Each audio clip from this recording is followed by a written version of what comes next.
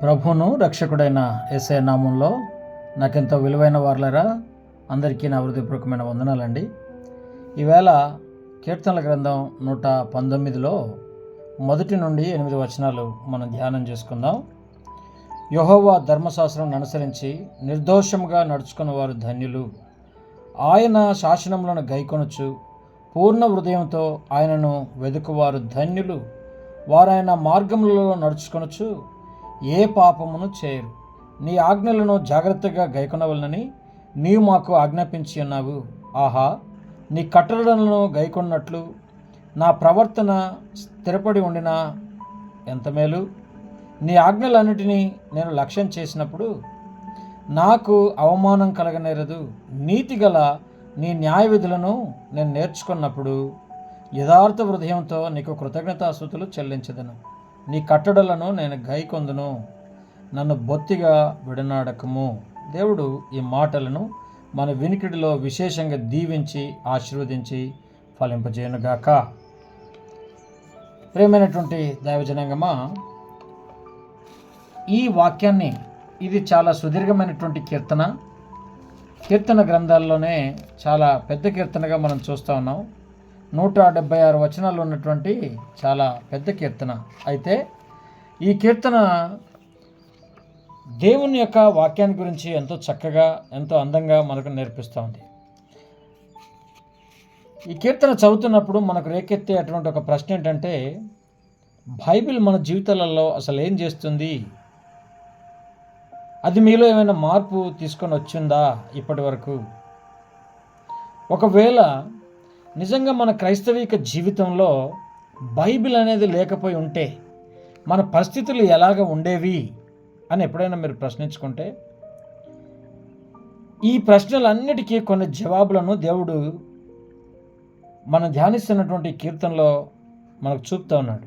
సుదీర్ఘమైనటువంటి కీర్తన, ప్రతి వచనంలో దేవుని వాక్యాన్ని ఉదహరిస్తున్నటువంటి ఎంతో అందమైన కీర్తన. ఈ కీర్తన హెబ్రీ అక్షరమాలను అనుసరించి అమర్చబడ్డటువంటి కీర్తన.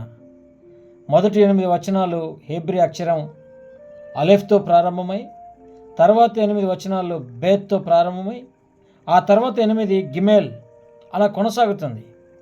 మన జీవితంలో దేవుని వాక్యాన్ని ఎలా ఉపయోగించాలో తెలియజేసేటువంటి అక్షరమాలగా ఈ కీర్తన ఉంది. మొదటి వచనంలో యెహోవా ధర్మశాస్త్రం అనుసరించి నిర్దోషంగా నడుచుకున్న వారు ధన్యులు. నిర్దోషంగా అంటే నిందారహితంగా, యథార్థత గలవారుగా అని అర్థం. యథార్థత అనే మాట నకిలీకి లేక వేషధారణకు వ్యతిరేకమైనటువంటి పదం. మనది కాని వ్యక్తిత్వాన్ని పైకి కనపరచడం. మనలో యథార్థత ఉంటే మన జీవితాలను దేవుని వాక్యంపై కట్టుకుంటాం. ఆయన శాసనాలను గైకొనుచు పూర్ణ హృదయంతో ఆయనను వెదుకువారు ధన్యులు అని కీర్తనకారుడు చెప్తా ఉన్నాడు. మనం హృదయపూర్వకంగా దేవుని వాక్యాన్ని అంగీకరించామా? హృదయాన్ని అంతరంగ పురుషుడుగా బైబిల్ ఉదాహరణ తెలియజేస్తూ ఉంది. అందులో మనస్సు కూడా ఇమిడి ఉంది. 7వ వచనంలో, నీతిగల నీ న్యాయ విధులను నేను నేర్చుకున్నప్పుడు యథార్థ హృదయంతో నీకు కృతజ్ఞత స్తుతులు చెల్లించదను. అందులో స్వేచ్ఛా చిత్తం కూడా ఉంది. 8వ వచనంలో, నీ కట్టడలను నేను గైకొందును, నన్ను బొత్తిగా విడనాడకము. మరో మాటలో చెప్పాలనుకుంటే, నీ పూర్ణ హృదయాన్ని, మనస్సును, చిత్తాన్ని దేవుని వాక్యానికి కానీ అప్పగిస్తే అది మన జీవితాన్ని సమిష్టిగా ప్రారంభం చేస్తుంది. మీ జీవితం, మీ గృహం విచ్ఛిన్నమైతే దేవుని వాక్యం తట్టే మనం తిరగాలి.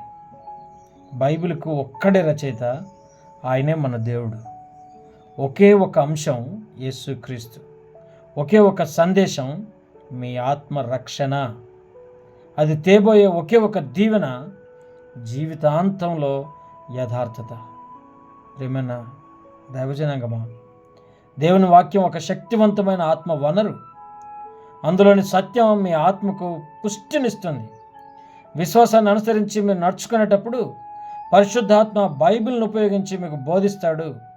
దేవుని వాక్యం మిమ్మల్ని పూర్ణులుగా చేసి మీ జీవితాన్ని యథార్థంగా కట్టినట్లుగా దానికి మిమ్మల్ని మీరే అప్పగించుకోండి. అటు కృప దేవుడు మనకు అనుగ్రహించి దీవించి ఆస్వాదించి ఫలింపజేయను గాక. Amen, amen, amen.